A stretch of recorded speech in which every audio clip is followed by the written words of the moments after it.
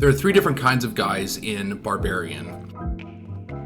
When Tess is forced to share an Airbnb with him, he seems really nice and does everything to make her feel super comfortable. Still, I couldn't help but think, isn't that exactly what a villain would do? So even though the strangeness of the situation makes us on edge about his intentions, Keith ends up being a decent guy with just some awkward vibes. Next we meet AJ, an actor who's been accused of sexually assaulting his co-star.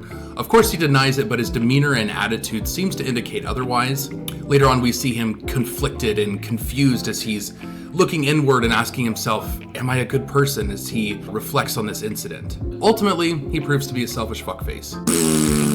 And finally, there's Frank, the twisted, evil motherfucker who gives the movie its namesake. He is cold and calculated in his abduction and abuse of women, and we are never given any reason to think that Frank is anything other than a sadistic, irredeemable monster.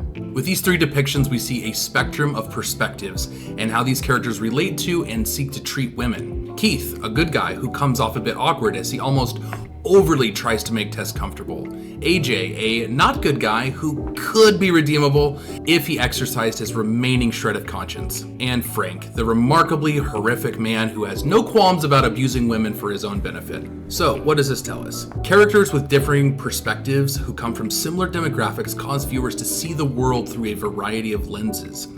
If I wrote a story about an island called Geometria, inhabited by circle people, and one day some squares showed up and started mercilessly murdering everyone, we may be inclined to think, squares must be monsters. But what if later in the story we meet a square or squares who are peaceful merchants or lovelorn poets, or part of a religious group of assassins trying to stop the murderous squares before they resurrect the sleeping Lord Rhombus from his eternal slumber. A diversity of viewpoints makes us question our assumptions and can ultimately enrich our storytelling. And fuck Frank, that guy was horrible.